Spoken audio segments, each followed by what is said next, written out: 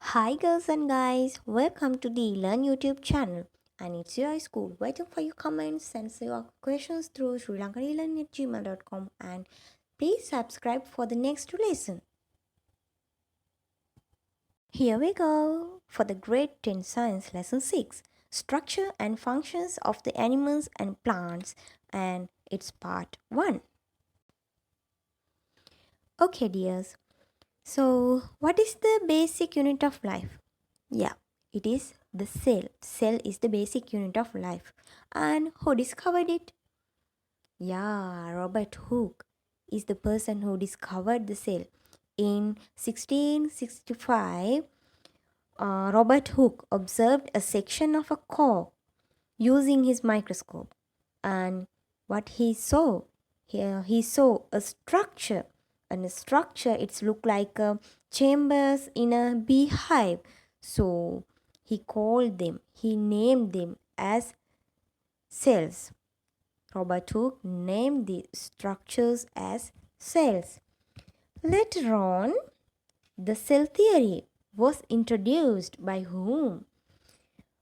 Three scientists called Schleiden, Schwann, and Rudolf Virchow introduced the cell theory, and they observed different live tissues throughout the microscope, and they introduced the cell theory and what it contained. What are they introduced to the world? There are three factors. They told that the structural and the functional unit of life is the cell, and they told all the organisms are made up with one or more cells. And finally, they told new cells are formed from the pre existing cells, right? Okay, then let's go to the concept of the cell. Every organism or living thing is made up of structure called cells. We discussed it in the previous slides. Okay, smallest unit within the basic properties of life is the cell, or we can say that the smallest structural unit of the organization of the living body is the cell. So, my dears, there are lots of tiny organisms, such as bacteria, yeast, and paramecium, consist only one cell, right? We call them unicellular organisms. Organisms with one cell is called as unicellular organism. And you can see bacteria cell and yeast cell in the picture, and you can't see these single cell bacteria and unicellular organisms through the naked eye. You need a light microscope to observe them. And plants, animals have billions and trillions of cells. We call these type of organisms with lots of cells as multicellular organisms. Cats, cow, bees, flowers, seeds, human. All these organisms called as multicellular organisms. Okay, let's talk about the shape and the size of the cells. Okay, dears. You can see the picture and please refer. Red blood cell is look like a rounded one. Muscle cell is another shape. Nerve cell is totally different. It's look like a spider, right? So here you can understand there are different shapes of the cells. All these shapes were identified after observing through a microscope. Okay, what you can see in this picture? Yes, there are different sizes of the cells. Okay, let's go for one example, and later on you can pause the video and you can refer more.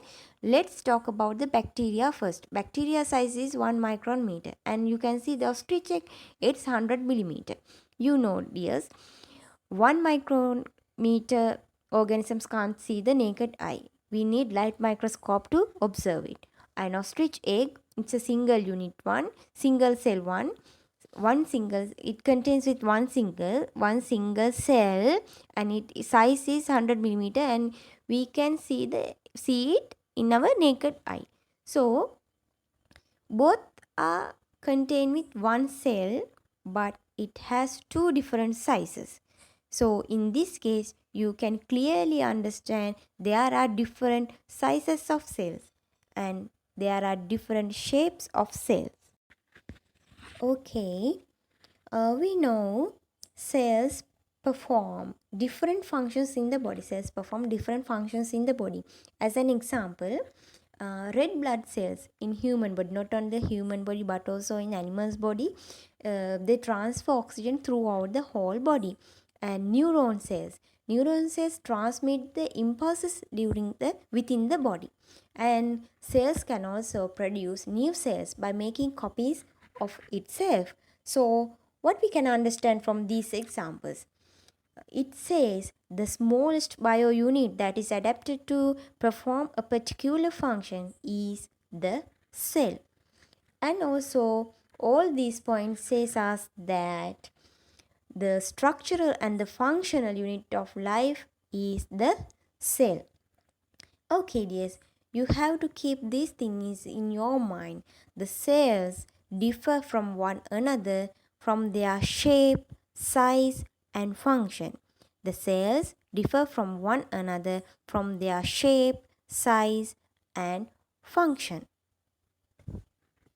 Okay, I wound up my lesson here because our next session, the structure of cells, is a big lesson and I need much time to explain it clearly with animations. So we will stop here and thank you very much for your joining to eLearn School, and let's come up with new lesson.